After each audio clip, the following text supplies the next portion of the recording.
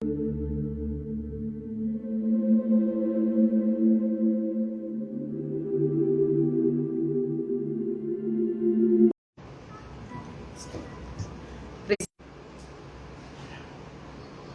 Lord. ദൈവനാമത്തിന് മഹത്വം ഉണ്ടായിരിക്കട്ടെ. എല്ലാവർക്കും എന്നെ കേൾക്കാൻ സാധിക്കുന്നുണ്ട്, കാണാൻ സാധിക്കുന്നുണ്ടെന്ന് വിശ്വസിക്കുന്നു. ട്രിനിറ്റി ഇൻ്റർനാഷണൽ പ്രയർ ഫെലോഷിപ്പിൻ്റെ സാരഥികളായിട്ടുള്ള എല്ലാ അഭിഷക്തമാർക്കും ദൈവനാമത്തിൽ എൻ്റെ സ്നേഹവന്ദനത്തെ അറിയിക്കുകയാണ്. എന്നോട് ദൈവം ഇന്ന് നിങ്ങളോടായിട്ട് ഷെയർ ചെയ്യാൻ ദൈവം നൽകി തന്ന വചനം യെരമ്യാവിൻ്റെ പുസ്തകം, പ്രവാചക പുസ്തകം 17-ാം അധ്യായം അതിൻ്റെ 7-ാമത്തെ വചനമാണ്. സ്തോത്രം. വചനം ഞാനൊന്ന് വായിക്കുകയാണ്. യഹോവയിൽ ആശ്രയിക്കുകയും യഹോവ തന്നെ ആശ്രയമായിരിക്കുകയും ചെയ്യുന്ന മനുഷ്യൻ ഭാഗ്യവാൻ. ആമേൻ. ഒരു ചെറിയൊരു വചനമാണ് ഞാൻ നിങ്ങളുമായിട്ട് ഷെയർ ചെയ്യാൻ ആഗ്രഹിക്കുന്നത്. യഹോവയിൽ ആശ്രയിക്കുകയും യഹോവ തന്നെ ആശ്രയമായിരിക്കുകയും ചെയ്യുന്ന മനുഷ്യൻ ഭാഗ്യവാൻ. ആമേൻ. നമുക്ക് ഈ വചനത്തിൽ ഉടനീളം കാണാം യഹോവയിൽ ആശ്രയിച്ചവരെ പറ്റി നമുക്ക് ധാരാളം വ്യക്തി ജീവിതങ്ങൾ യഹോവയിൽ ആശ്രയിച്ചതിനെ പറ്റി നമുക്ക് കാണാം. ഞാൻ വളരെ കുറച്ച് വ്യക്തികളുടെ അനുഭവങ്ങളും നിങ്ങളുമായിട്ട് ഷെയർ ചെയ്യാനായിട്ടാണ് ആഗ്രഹിക്കുന്നത്. സ്തോത്രം. അതിൽ ഞാൻ ആദ്യം നിങ്ങളോട് ഷെയർ ചെയ്യാൻ ആഗ്രഹിക്കുന്നത് ഒരു വിധവയായ സ്ത്രീയെ പറ്റിയാണ്. നമുക്കെല്ലാം അറിയാം വിധവയായ സ്ത്രീ കടന്നു പോകുന്ന സാഹചര്യങ്ങളും അതിൻ്റെ പ്രയാസങ്ങളും. നമുക്ക് രൂത്തിൻ്റെ പുസ്തകത്തിൽ കടന്നു വരാം. അവിടെ രൂത്തും തൻ്റെ അമ്മായിയമ്മ നവോമി സഹോദരിയും അവർ 3 സ്ത്രീകളും വിധവമാരായിരുന്നു. അവർ മൊവാബിയ ദേശത്ത് പാർത്തിരുന്നു. എന്നാൽ അവിടെ വളരെ ഒരു വ്യത്യസ്തമായ ജീവിത സാഹചര്യമാണ് അവർക്കുണ്ടായത്. സ്തോത്രം. രൂത്തും നവോമിക്കും ആ ദേശത്ത് നിൽക്കാൻ സാഹചര്യം, അവരുടെ മക്കളെല്ലാം, അവരുടെ 2 ആൺമക്കൾ മരിച്ചു, ഹസ്ബൻഡ് മരിച്ചു. അത് മുഖാന്തരം അവർ ആ ദേശം വിട്ട് ബേത്ലഹേം എന്നുള്ള നവോമിയുടെ സ്വന്തം ദേശത്തേക്ക് മടങ്ങി വരികയാണ് ചെയ്യുന്നത്.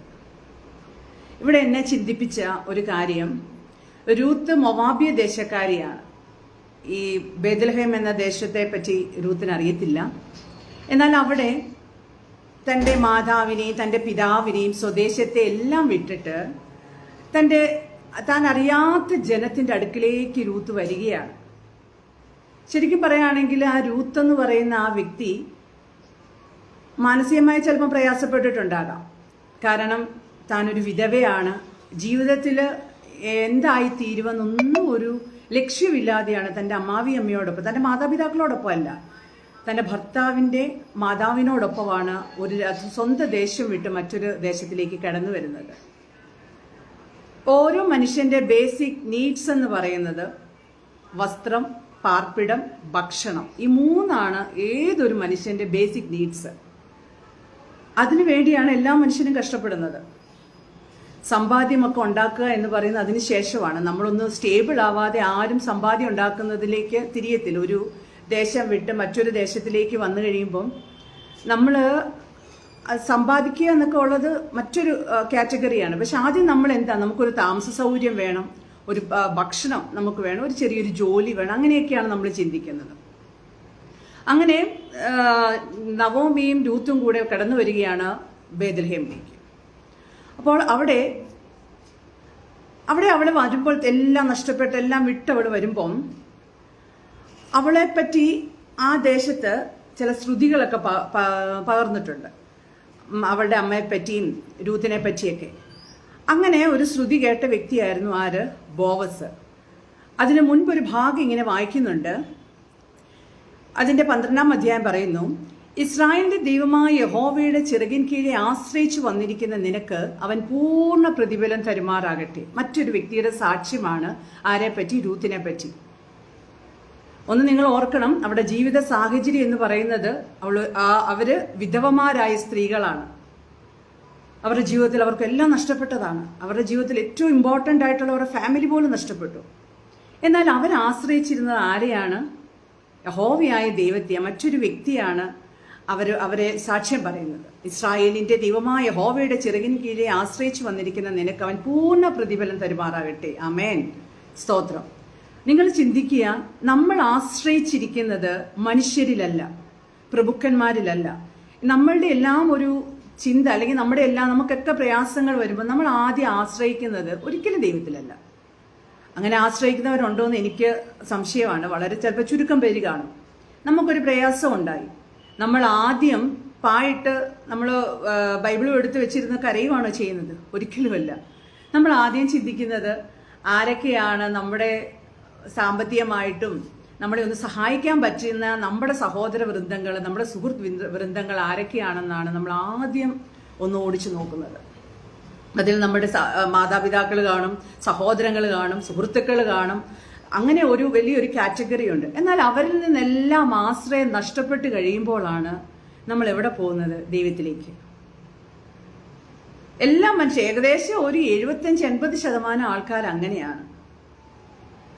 നമ്മൾ ദൈവത്തിലേക്ക് നോക്കുന്നത് അതിനുശേഷമാണ്.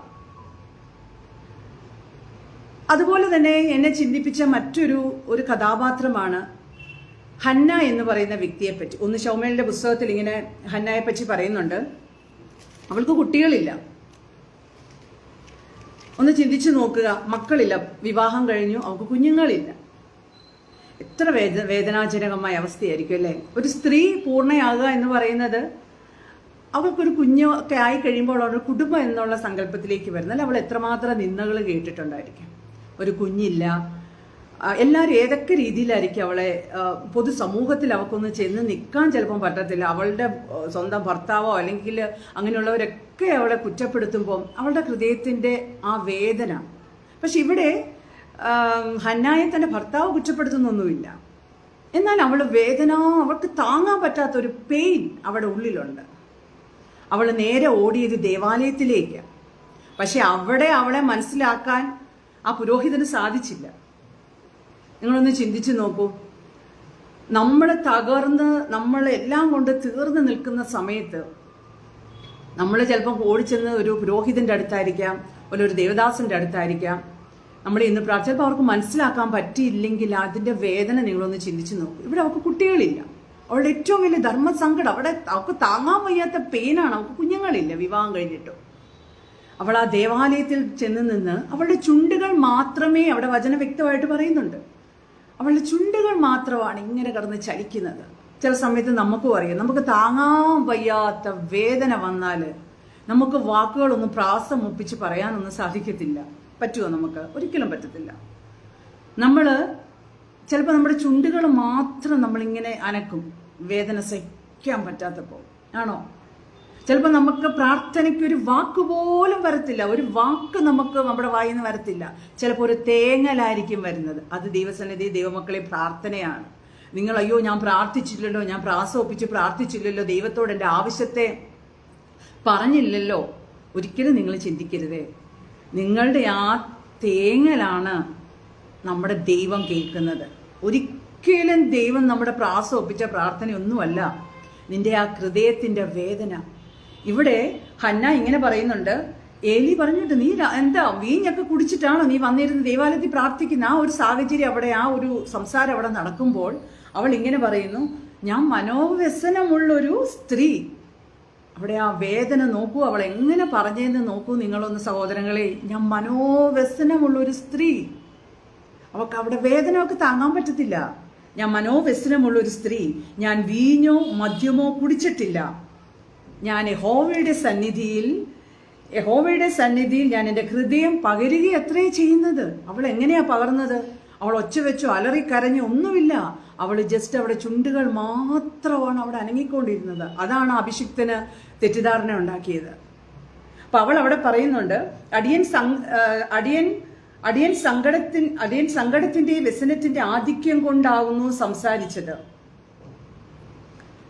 ആ സങ്കടത്തിന്റെ വ്യസനത്തിന്റെ ആധിക്യം കൊണ്ടാണ് ഞാൻ സംസാരിച്ചത്. അടിയനെ ഒരു നീച സ്ത്രീയായിട്ട് എന്ത് ചെയ്യരുത്, വിചാരിക്കരുത്. അവിടെ ഇങ്ങനെ ഒരു വേർഡ്, യജമാനനെ എന്നുള്ള വാക്ക് ഉപയോഗിച്ചാണ് ഹന്ന ഏലി പുരോഹിതനോട് സംസാരിക്കുന്നത്. നിങ്ങളൊന്ന് ചിന്തിച്ചു നോക്കൂ. നിങ്ങൾ ഇങ്ങനത്തെ ഒരു സാഹചര്യത്തിലൂടെ കടന്നു പോകുമ്പോൾ നിങ്ങൾക്ക് വേണ്ടപ്പെട്ട ഒരാൾ വന്ന് ഇതേപോലെ നിങ്ങളുടെ തകർച്ചയിൽ വന്ന് നിന്ന് നിങ്ങളോട് ഇങ്ങനെ സംസാരിക്കുമ്പോൾ നിങ്ങൾക്ക് ആ വ്യക്തിയെ ഒരു കാരണവശാലും ഏത് രീതി സംബോധന ചെയ്യാൻ പറ്റും? ഇങ്ങനെ യജമാനനെ വിളിക്കാൻ പറ്റുമോ?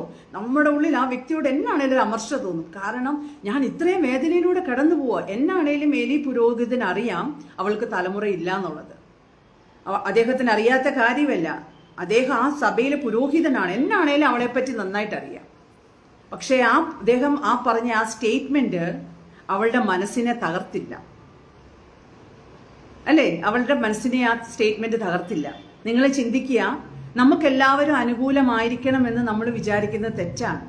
നമ്മുടെ ജീവിതത്തിൽ ചിലപ്പോൾ നമുക്ക് ഏറ്റവും വേണ്ടപ്പെട്ടവർ തന്നെയായിരിക്കും നമുക്ക് പ്രതികൂലമായി നമ്മുടെ മുമ്പിൽ കടന്നു വരുന്നത്. പക്ഷെ നിങ്ങൾ നിരാശപ്പെടരുത്.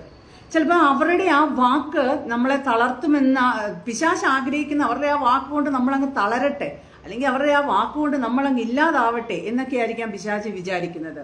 പ്രിയ ദൈവമക്കളെ, ഒരിക്കലും നിങ്ങൾ അങ്ങനെ വിചാരിക്കരുത്. നമ്മുടെ ദൈവമാണ് നമ്മുടെ ആശ്രയം. അവന് തന്നെ നിങ്ങൾ ആശ്രയിക്കണം. യഹോവയിൽ ആശ്രയിക്കുക. യഹോവ തന്നെ ആശ്രയമായിരിക്കുന്ന ജനം ഭാഗ്യമുള്ളതാ. നിങ്ങൾ മറ്റൊരു വ്യക്തിയിൽ ആശ്രയിക്കരുത്. പ്രഭുക്കന്മാരിൽ ആശ്രയിക്കരുത്. സഹായിപ്പാൻ കഴിയാത്ത മനുഷ്യപുത്രരിൽ ആശ്രയിക്കരുത്. ആർക്കും സഹായിക്കാൻ പറ്റത്തില്ല നമ്മളെ. നമ്മൾ ദൈവത്തിൽ ആശ്രയിച്ചാൽ യഹോവയായ ദൈവമാണ് നമ്മളെ സഹായിക്കുന്നത്. ആശ്രയിക്കുന്നവരെ ഒരിക്കലും നിരാശപ്പെടുത്തത്തില്ല നമ്മുടെ ദൈവം. നമ്മുടെ ഹൃദയത്തെയാണ് ദൈവം കാണുന്നത്. നിന്റെ സാഹചര്യങ്ങൾ ചിലപ്പോൾ നിനക്ക് അനുകൂലമല്ലായിരിക്കാം, പ്രതികൂലമായിരിക്കാം. നിന്റെ സാഹചര്യത്തിലൂടെ നീ കടന്നു പോകുന്നത് ആർക്കും മനസ്സിലാകാത്ത രീതിയിലായിരിക്കാം.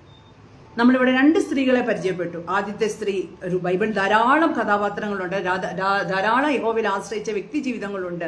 എങ്കിൽ എൻ്റെ സമയക്കുറവുകൊണ്ട് ഞാനിപ്പം പറയുന്നത്, ആദ്യം ഞാൻ പറഞ്ഞ രൂത്തിനെ പറ്റിയ. എല്ലാം നഷ്ടപ്പെട്ടു.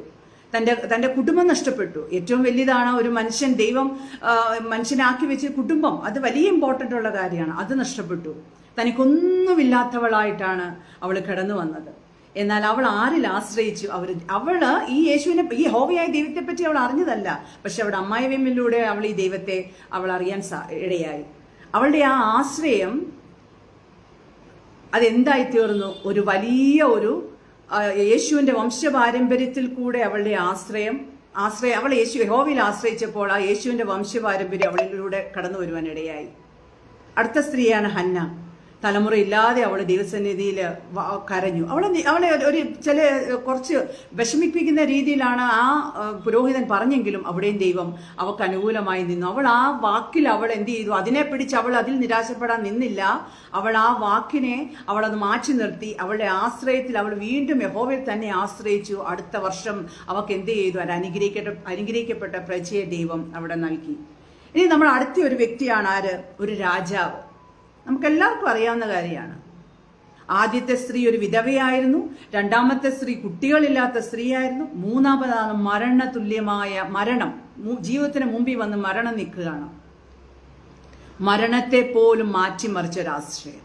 നമുക്കെല്ലാവർക്കും അറിയാം ഹിസ്കിയ രാജാവ്. അദ്ദേഹത്തെ പറ്റി മരിക്കത്തക്ക രോഗം പിടിച്ചു അദ്ദേഹത്തിന്. ആമോസിന്റെ മകനായ യെശയ്യാ പ്രവാചകൻ ദൈവത്തിന്റെ അരുളപ്പാടി എന്ന് അറിയിച്ചു. അദ്ദേഹത്തെ ഏൽപ്പിച്ച ഡ്യൂട്ടി അദ്ദേഹം ചെയ്തു. മാന്യമായ രീതിയിൽ അദ്ദേഹം ചെയ്തു.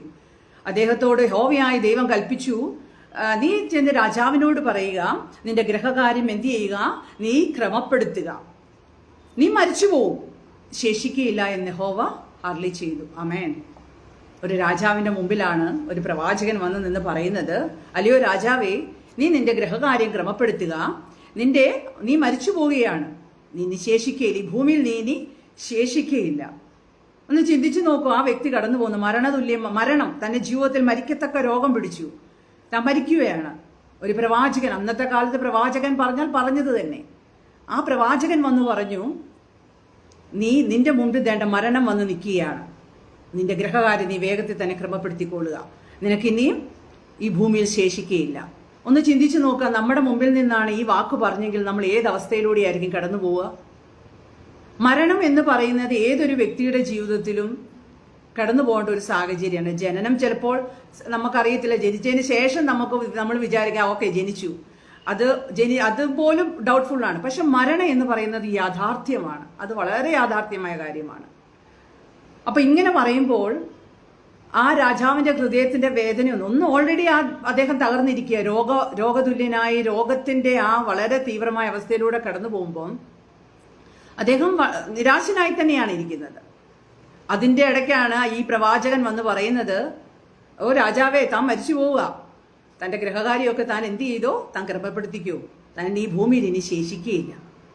എന്നാൽ അവിടെ എന്നെ ചിന്തിപ്പിച്ച ഏറ്റവും വലിയൊരു ഭാഗം എന്താ, ആ രാജാവ് അവിടെ ഉടനെ അടുത്ത ഉത്തരവിറക്കാനോ അല്ലെങ്കിൽ ഒരു വന്ന പ്രവാചകനെ തുറക്കിലടയ്ക്കാനോ ഒന്നുമല്ല. താൻ നിന്ന സാഹചര്യത്തിൽ നിന്നുകൊണ്ട് തന്റെ മുഖം ഭിത്തിയോട് ചേർത്ത് നിന്ന് ദൈവസന്നിധിയിൽ ആ വ്യക്തി നിലവിളിക്കുക ചെയ്തത്. രാജാവ് യഹോവയോട് പ്രാർത്ഥിച്ചു, ഇങ്ങനെയാണ്, അയ്യോ യഹോവേ, ഞാൻ വിശ്വസ്തയോടും ഏകാഗ്രഹൃദയത്തോടും കൂടെ കൂടെ തിരുമുൻപിൽ നടന്നു നിനക്ക് പ്രസാദമുള്ളത് ചെയ്തിരിക്കുന്നു. 3 കാര്യമുണ്ട്. ഒന്ന്, അവിടെ പ്രധാനമായിട്ട് പറയുന്നത് ഞാൻ വിശ്വസ്തയോട്. ഒന്ന്, എന്താണ് ആ രാജാവ് ചെയ്തത്? വിശ്വസ്തത. 2, ഏകാഗ്രഹൃദയം. 3, അവിടെ പറഞ്ഞിരിക്കുന്നത് പ്രസാദമുള്ളത്. 3 കാര്യം: ഏകാഗ്രഹൃദയം, വിശ്വസ്തത, പ്രസാദം. ഈ 3 കാര്യം ആ രാജാവ് ചങ്കൂറ്റത്തോടെ തന്നെയാണ് ദൈവത്തോട് പറഞ്ഞത്. ആണോ? നിങ്ങളൊന്ന് ചിന്തിച്ചു നോക്കൂ. അവിടെ ആ രാജാവിന് അവിടെ ചഞ്ചലിപ്പിന്റെ ആവശ്യമൊന്നും വന്നില്ല. ആ രാജാവ് 3 കാര്യവും ചങ്കൂറ്റത്തോടെ തന്നെ നിന്ന് പറഞ്ഞു. നിന്റെ മുമ്പിൽ ഞാൻ വിശ്വസ്തയോടെ നിന്നു, ഏകാഗ്രഹൃദയത്തോടെ നിന്നു.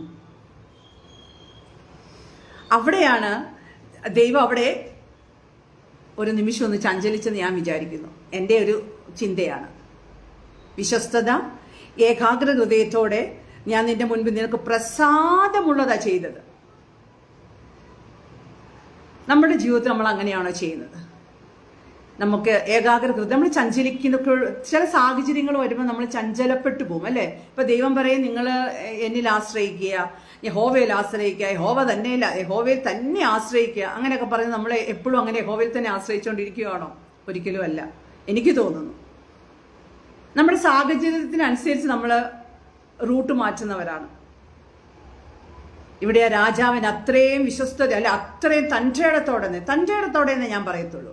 മുഖം ഭിത്തിയോട് തിരിച്ചു നിന്ന് ദൈവത്തോട് ചോദിച്ചു, ഞാൻ നിന്റെ മുൻപിൽ വിശ്വസ്തയോടെ നിന്നു, ഞാൻ നിന്റെ മുൻപിൽ ഏകാഗ്ര ഹൃദയത്തോടെ നിന്നു,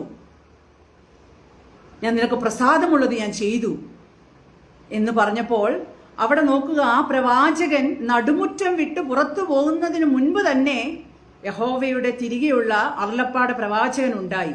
അല്ലയോ ദൈവമക്കളെ, നിങ്ങളുടെ ഏത് സാഹചര്യം ചിലപ്പോൾ നിങ്ങളുടെ മുമ്പിൽ നിൽക്കുന്നത് വളരെ പ്രതികൂലമായിരിക്കാം.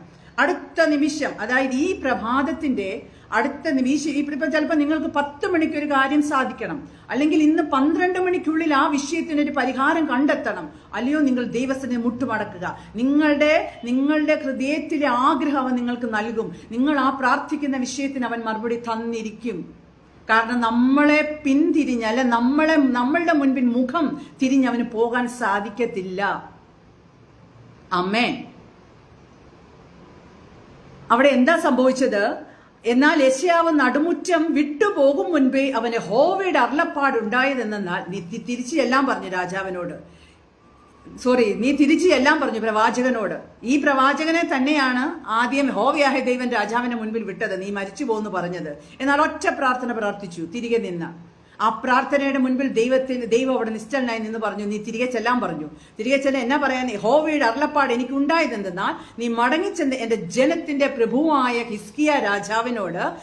ഹിസ്കിയാവിനോട് പറയേണ്ടത്, എന്റെ പിതാവായ ദാവീദിന്റെ ദൈവമായ യഹോവ ഇപ്രകാരം അരുളി ചെയ്യുന്നു, ഞാൻ നിന്റെ പ്രാർത്ഥന കേട്ടു, നിന്റെ കണ്ണുനീർ കണ്ടിരിക്കുന്നു, ഞാൻ നിന്നെ സൗഖ്യമാക്കും. 3-ാം ദിവസം നീ യഹോവയുടെ ആലയത്തിൽ പോവുക, ഞാൻ നിന്റെ ആയുസ്സിനോട് 15 സംവത്സരം കൂട്ടും. ആമേൻ, ആമേൻ, സ്തോത്രം. ഏത് പ്രതികൂല സാഹചര്യമാണേലും ദൈവമക്കളെ, നമ്മുടെ ദൈവത്തിന് നമ്മളെ വിട്ടുപോകാൻ പറ്റത്തില്ല. നമുക്ക് ചിലപ്പോൾ നമ്മുടെ സറൗണ്ടിങ്സ് മൊത്തം, നമ്മുടെ ചുറ്റുപാടുകൾ മൊത്തം നമുക്ക് അനുകൂലമല്ല, പ്രതികൂലമാ. നമ്മുടെ മുമ്പിൽ നിൽക്കുന്ന നമ്മുടെ വീട്ടിലുള്ളവർ പോലും നമുക്ക് പ്രതികൂലമായിരിക്കും. പക്ഷെ നിങ്ങൾ ഒന്ന് വിശ്വസിക്കുക, നിന്റെ ദൈവമായ യഹോവ നിനക്ക് അനുകൂലമാണെങ്കിൽ, ആര് പ്രതികൂലമായെങ്കിൽ നീ വിഷമിക്കരുത്. നിന്റെ ദൈവം ജീവനുള്ള ദൈവമാ, അവൻ നിനക്ക് വേണ്ടി പ്രവർത്തിക്കും. ഒരു രാജാവിനോട് പ്രവാചകൻ പറഞ്ഞ മിനിറ്റുകൾക്കകം, അല്ലെങ്കിൽ ആ നടുമുറ്റം വിട്ട് അവിടെ നടന്നൊരു ഫ്രാക്ഷൻ ഓഫ് സെക്കൻഡിന്റെ കമ്മ്യൂണിക്കേഷനാ. അല്ലാതെ മണിക്കൂറുകൾ നീണ്ടു നിന്നില്ല, അടുത്ത ദിവസം പറഞ്ഞില്ല, അടുത്ത ഒരു മാസം കഴിഞ്ഞല്ല പറഞ്ഞേ. വെറും ഫ്രാക്ഷൻ ഓഫ് സെക്കൻഡിൽ നടന്ന മൂമെന്റ്സിലാണ് അവിടെ തിരിഞ്ഞ് നീ പോയി ചെന്ന് പറയാൻ പറഞ്ഞു പ്രവാചകനോട്, നിന്റെ ആയുസിനോട് ഞാൻ 15 സംവത്സരം കൂട്ടും. മൂന്ന് കാര്യമേ അവിടെ ആ രാജാവ് പറഞ്ഞുള്ളൂ. ഒന്ന്, ഞാൻ നിനക്ക് പ്രസാദമുള്ളത് ചെയ്തിരിക്കുന്നു, നിന്നോട് ഞാൻ വിശ്വസ്തത കാണിച്ചത്, ഏകാഗ്ര ഹൃദയം കാണിച്ചു. 3 കാര്യം പറഞ്ഞു. അവിടെ ദൈവം നിശ്ചലനായി നിന്ന് തിരികെ പറഞ്ഞു വിട്ടു. അപ്പൊ നിങ്ങൾ നോക്കുക, നമ്മൾ നമ്മുടെ ആരിലാണ് ആശ്രയിച്ചിരിക്കുന്നത്? ഞാൻ എപ്പോഴും ചിന്തിക്കുന്ന ഒരു കാര്യമാണ്, ഈ ദൈവത്തിൽ ആശ്രയിച്ച് ഒരു മനുഷ്യനും ലജ്ജിച്ചു പോയിട്ടില്ല. ഏതെങ്കിലും വ്യക്തി തകർന്നിട്ടുണ്ടോ? നിഷ്കളങ്ക ഹൃദയത്തോടെ, ഏകാഗ്ര ഹൃദയത്തോടെ, വിശ്വസ്തയോടെ ഈ ദൈവത്തെ മുറുകെ പിടിച്ചിരിക്കുന്ന ഒരു വ്യക്തി പോലും തകർക്കപ്പെടുവാൻ ദൈവം ഒരുക്കിയിട്ടില്ല. ദൈവം ആ സാഹചര്യങ്ങൾ, അവരുടെ പ്രതികൂല സാഹചര്യങ്ങളെ മാറ്റി അവർക്ക് അനുകൂലമായി പിന്നത്തേതിൽ അവർ വലിയ സാക്ഷികളായി മാറിയിട്ടേ ഉള്ളൂ. നമുക്ക് അനേകം സാക്ഷ്യങ്ങൾ നമ്മൾ കേൾക്കുവാൻ നമുക്ക് ഇടയായിട്ടുണ്ട്. ഒരിക്കലും നമ്മൾ വിളിക്കുന്ന ദൈവം മൂകനോ ചെകിടനോ പൊട്ടനോ ഒന്നുമല്ല, ജീവനുള്ള ദൈവമാണ്. നിങ്ങൾ ഈ പ്രകൃതിയിലോട്ട് തന്നെ നോക്കുക. ആകാശം വിരിച്ചു വെച്ചിരിക്കുന്നു. എത്ര മനോഹരമായിട്ടാണ് ആകാശം വിരിച്ചു വെച്ചിരിക്കുന്നത്. അതിൽ നക്ഷത്രങ്ങളുണ്ട്.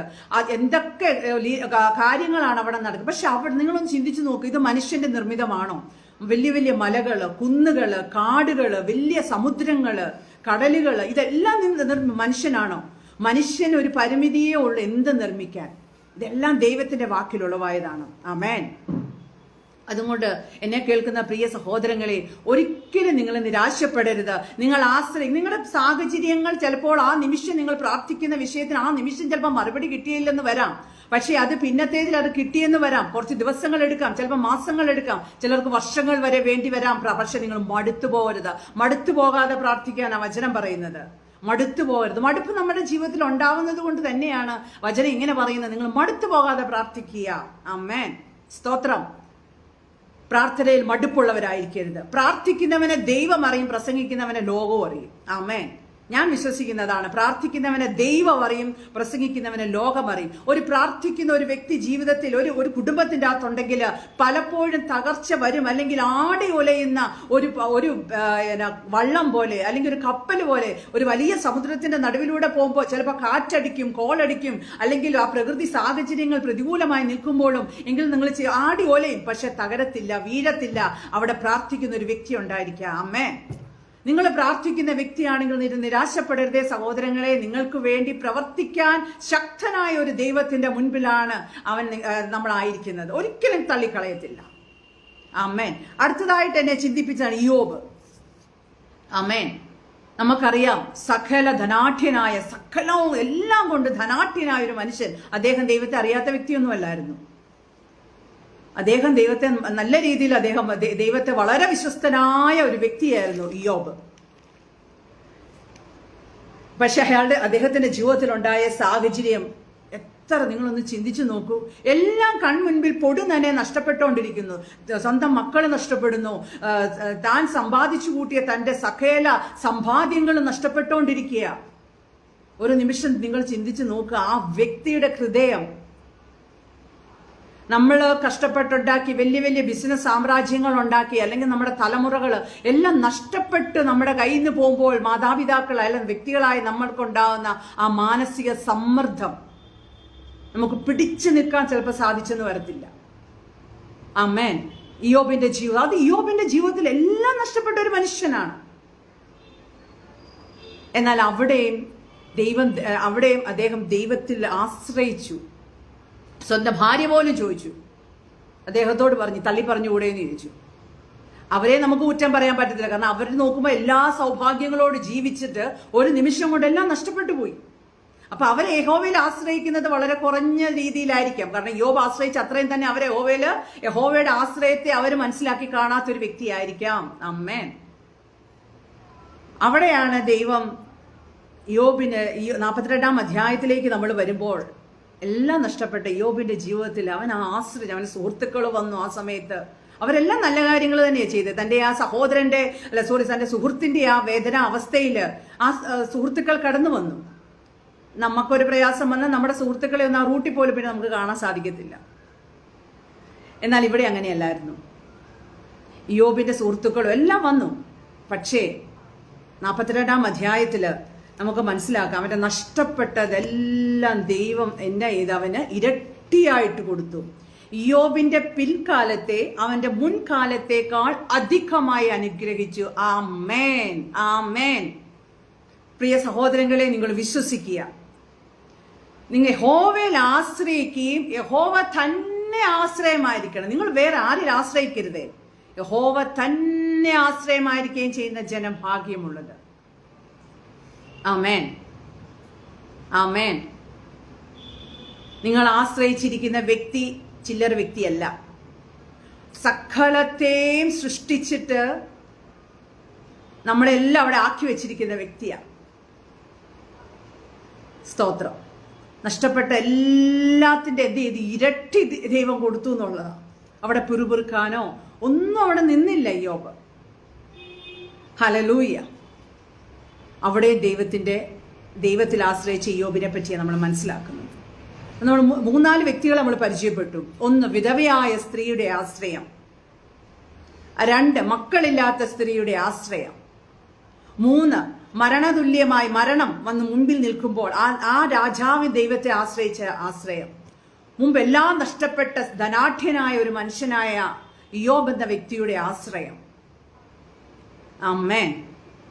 ദൈവത്തിൽ ആശ്രയിക്കുന്ന ഒരു വ്യക്തിയും, ആത്മാർത്ഥമായി ഞാൻ പറയട്ടെ, ദൈവത്തിൽ ആശ്രയിക്കുന്ന ഒരു വ്യക്തി ഇന്നല്ലേ നാളെ നിന്റെ ജീവിതത്തിൽ ദൈവം അത്ഭുതങ്ങളെ പ്രവർത്തിക്കാൻ ശക്തനാണ്.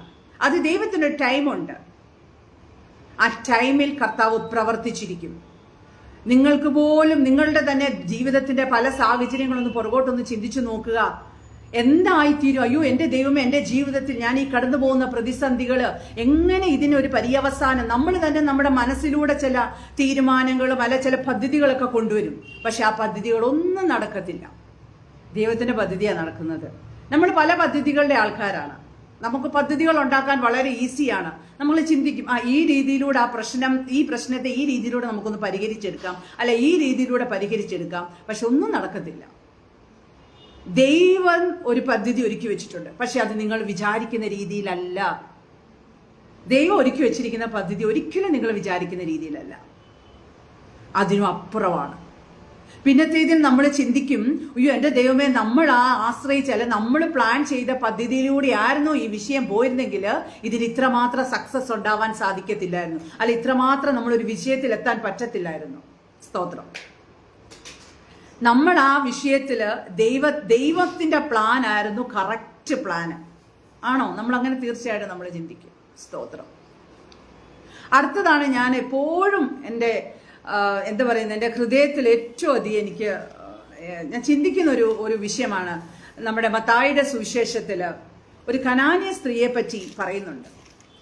ശരിക്കും പറയാണ്, അവളെ ശരിക്കും യേശു ഒന്ന് ആക്ഷേപിച്ച് വിട്ട പോലെ എനിക്ക് ഫീൽ ചെയ്തത്. എൻ്റെ വ്യക്തിപരമായ അഭിപ്രായമാണ് ഞാൻ പറയുന്നത്. ഒരാക്ഷേപം പോലെയാണ് എനിക്ക് ഫീൽ ചെയ്തത്. തൻ്റെ കുഞ്ഞിൻ്റെ ആ ഒരു വിഷമഘട്ടമായ അവസ്ഥ. അവിടെ അവളും എന്നാ ചെയ്യുന്നേ? യേശുവിൻ്റെ വാക്കിൻ്റെ മുമ്പിൽ അവൾ പതറിപ്പോയോ? ഇല്ല, പതറിയില്ല. അവളും അവിടെ ശക്തമായിട്ട് ആ വാക്കിനെ ദൈവത്തിന് യേശുവിന് പറ്റും എൻ്റെ കുഞ്ഞിനെ സൗഖ്യമാക്കാൻ എന്നൊരു വിശ്വാസം അവിടെ ഉള്ളിൽ വന്നതുകൊണ്ടാണ് അവൾ ആ യേശു പറഞ്ഞ ആ വാക്കിന്റെ മുമ്പിൽ പോലും അവൾ പതറാതെ നിന്നത്. ആമേൻ. സ്തോത്രം. അപ്പൊ നമ്മൾ ഒന്ന് വിശ്വസിക്കുക, നിങ്ങൾ ആശ്രയിച്ചിരിക്കുന്നത് യഹോവയായ ദൈവത്തിലാണ്. ഒരിക്കലും നിങ്ങളെ ലജ്ജിച്ചു പോകത്തില്ല. ദൈവം നിങ്ങളെ അനുഗ്രഹിക്കും. നിങ്ങളെ അനുഗ്രഹിച്ച് നിങ്ങളുടെ പോർ വലുതാക്കും. നിങ്ങൾ നിരാശപ്പെടരുത്. യഹോവയിൽ ആശ്രയിക്കുക. യഹോവ തന്നെ ആശ്രയമായിരിക്കുകയും ചെയ്യുന്ന ജനഭാഗ്യമുള്ളത്. പ്രിയ ദൈവമക്കളെ, ഞാൻ കൈകൂപ്പി നിങ്ങളോട് പറയുകയാണ്, ഈ വചനം, അതായത് ഈ വചനം യിരെമ്യാവിന്റെ പുസ്തകം പ്രവാചക പുസ്തകം 17-ാം അധ്യായം 7-ാം വാക്യത്തിൽ വചനത്തിൽ പറഞ്ഞിരിക്കുന്ന യഹോവയിൽ ആശ്രയിക്കുക, യഹോവ തന്നെ ആശ്രയമായിരിക്കുകയും ജനം ഭാഗ്യമുള്ളത്. അതിനെ താഴോട്ട് കുറച്ച് വാക്യങ്ങൾ, അതൊന്നും ഞാൻ പറയുന്നത്, ഈ പർട്ടിക്കുലർ വേർഡ് മാത്രം എടുത്ത് ഞാൻ നിങ്ങളോട് പറയാം, നിങ്ങളുടെ ആശ്രയം യഹോവയിലായിരിക്കട്ടെ. ഇത് നിങ്ങളുടെ ഹൃദയത്തിന്റെ പലകയിൽ നിങ്ങൾ കുറിച്ചു വെക്കുക. നിങ്ങളുടെ ഏത് സാഹചര്യത്തിലൂടെ നിങ്ങൾ കടന്നു പോകുന്നവരാണെങ്കിലും ദൈവമക്കളെ, നിങ്ങൾ ഇത് നിങ്ങളുടെ ഹൃദയത്തിൽ കുറിച്ചു വെക്കുക.